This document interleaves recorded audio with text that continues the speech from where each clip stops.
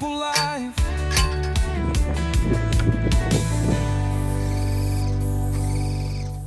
Hey homesteaders, today I'm building a pallet wood fence to protect our garden from harsh winds. And to build it is mostly free. Ever wondered how to make a rugged pallet wood fence look good?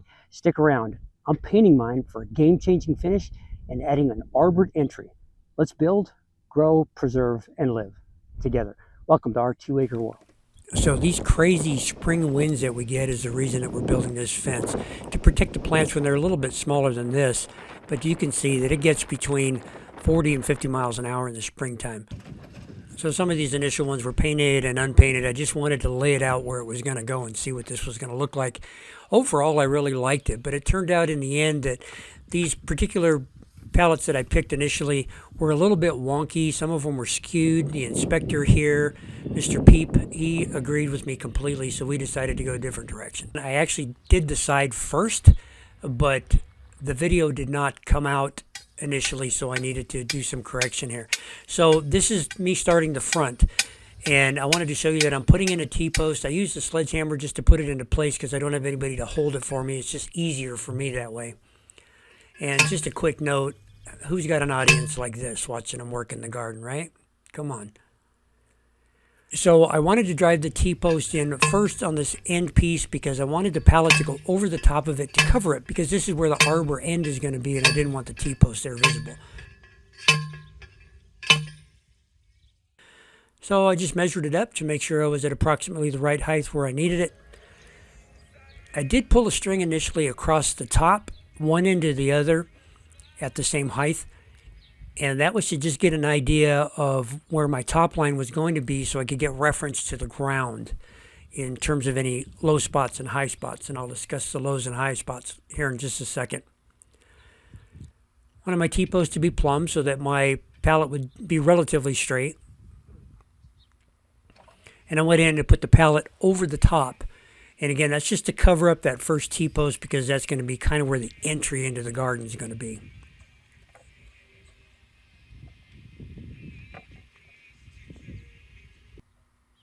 And then I just simply used some doubled up baling wire and twisted a piece on the top, twisted one towards the bottom, and just used a pair of pliers to cinch it all down really tight and then just fold over the ends. There's probably a number of ways of fastening these. This is the way I chose, and it works for me. So I wanted this first one to be, as square and as true and as plumb as I could get it. So I've got a line down at the bottom that's going to be my edge, and I'm going to have a line back at the top to show me where the top's going to be. I set the first one level, had to shim a little bit here, shim a little bit there. And then I discovered that I had run my lower string in between my pallet and my post. So I had to discombobulate all of that and get that all fixed back up and redrive the stake in. I replaced the top line so I can have a reference line at the top and the side, so it's going to be as true as I can possibly get it. Even though I'm dealing with rustic wood, I wanted it to look good as I could get it.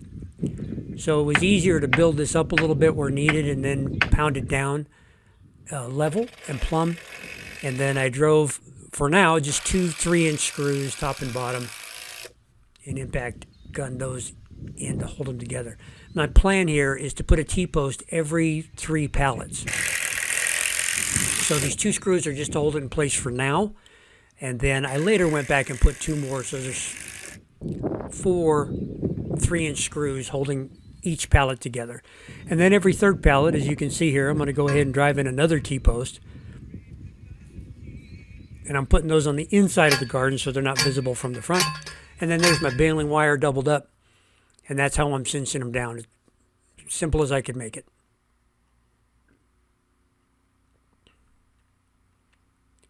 And from here on out, I just needed to continue the process of just keeping these plumb with the line on the bottom so that my edge is correct, and then keeping them plumb with the line on the top, digging out and shimming a little bit here and there where I needed to, and moving on to the next pallet.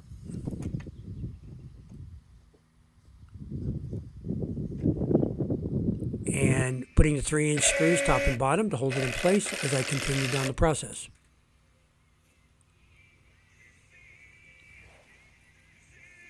And as I'm progressing, I'm going to go ahead and check for plumb, check for level as best I can. You know, I'm dealing with uneven soil, pallets that are not necessarily perfect, but if I can continue to keep it as level and plumb as I can as I go, then it'll be in pretty good shape when it's all said and done. Next set of 3, drove another T-post, doubled up in baling wire, tied that down top and bottom.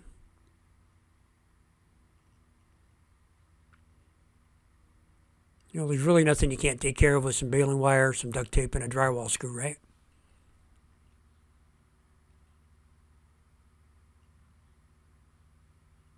Take some pliers, cinch it down tight. And every now and then I would step back and just take a look at it. Now, everything's going to be plumb and level with my lines and all of that. But when you're dealing with a long surface, you really need to kind of just step back and look.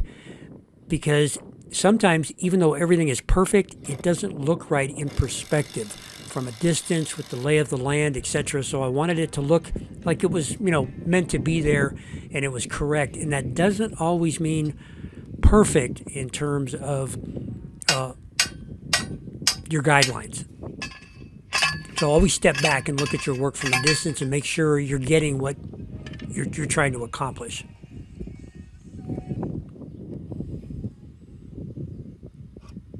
And this process of getting everything lined up plumb with the lines that I've got pulled top and bottom, getting screwed together to hold them in place, and a T-post every 3 pallets continued.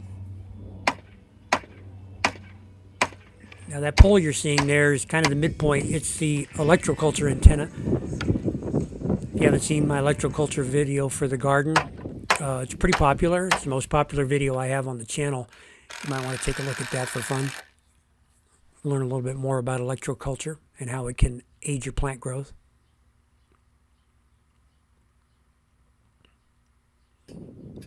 And I was fortunate that although it was pretty warm, there was some wind. It was a little bit heavy, but not terrible. It was keeping me cool, but it was making things a little squirrely trying to pick up the pallets in the heavy wind.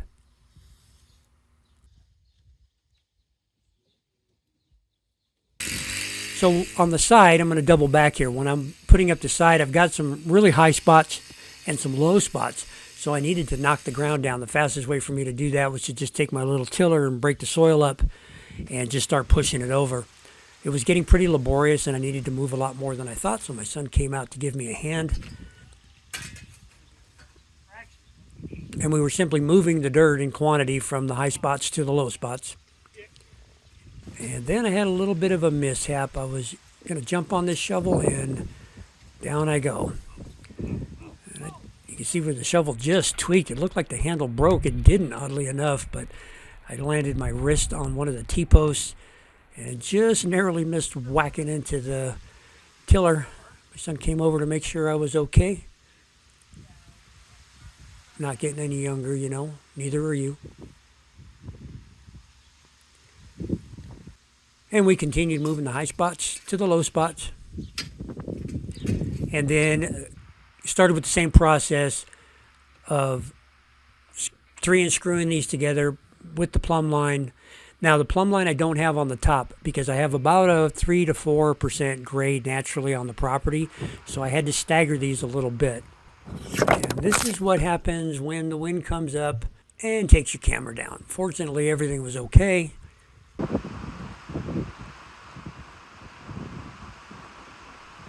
And I continued with the same process. Now, like I said, I did start with this side first, and I did it on purpose because the side panels were a little bit rougher and more rustic. They were the ones that were up front initially that I laid on the ground that you saw, and I replaced all those ones up front with pallets that were matching much better. Next thing I had to do is assemble my paint sprayer. Now, this paint sprayer I bought from a guy on Facebook Marketplace used, but it was reconditioned, brand new, reconditioned in the box. And he had bought it from Habitat for Humanity and just simply never used it. Put it up for sale. It was less than $100 and it was brand spanking new. I was real happy about that. We picked out some colors from some swatches, just like anybody else would. Mixed it up. It's very important to filter your paint when you're using these paint sprayers, which is what I did. It's kind of like a bonnet, just goes over the top.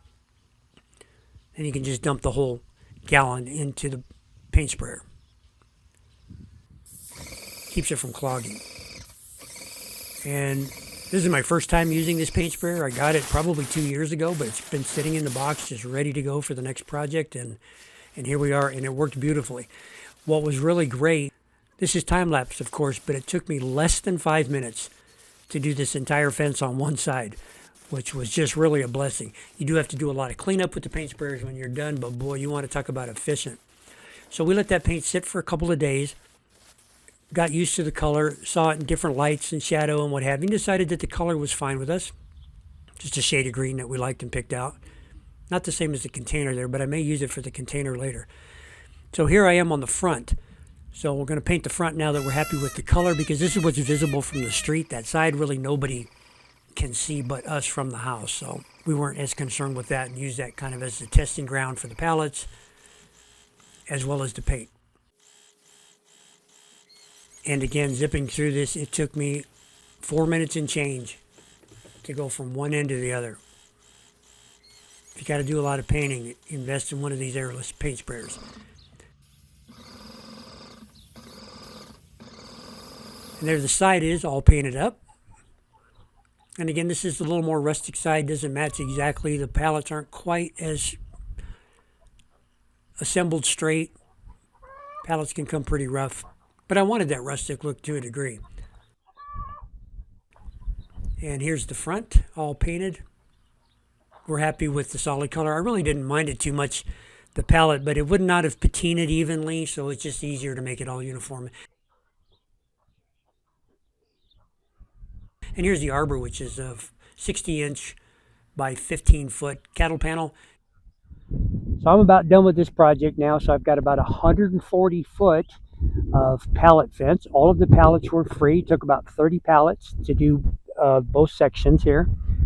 I've got 15 T-posts, 5.5 foot T-posts. I just used baling wire to tie them down. I'm comfortable with that. And then I've got 3 gallons of paint. And then I have one 15-foot cattle panel. Come here, baby. I got one 15-foot cattle panel that we used for the arbor. So all told, all the pallets were free. All 30 pallets I got for free. You just have to do some hunting around. I got these from a animal shelter of all places. They have their feed, their dog food and cat food and all those things come in on pallets, and they just had no place to do it. They had about 50 pallets available. I didn't take them all, but I got everything that I needed to match, at least for the front. The T-posts were about $5 a piece. I've got the arbor, and I've got the paint, which was the most expensive part, really. It was probably $40 a gallon. Paint is very, very expensive, and especially right now, everything's so high. But all said and done, I've built this much fencing, about 140 foot, for under $200, and just a bunch of labor, and you've seen all that. So what this is going to do for us is this is going to make a windbreak. We get horrendous winds out here in the springtime, and it has a tendency to tear up the very small plants in the garden, and that's the only reason that we have this fence. The only reason that we have this fence is to protect our small plants from the wind in the springtime when the winds come up. Of course, it's not windy at this moment, so I'm going to wait to finish this video for the winds to come back up, and then when it does, I'll show you the difference. It really is pretty dramatic, the difference in the wind between the back of this fence at this lower height and in the front. It's pretty amazing, actually, and it's going to be a tremendous help this year for the garden. We've been meaning to do this for a long time, and it's finally done. So thanks for watching our 2-acre world. We appreciate you watching. Go ahead and like, share, comment if you would. It helps the channel out a lot. Don and I really appreciate that. And remember to build, grow, preserve, and live. Have a great day.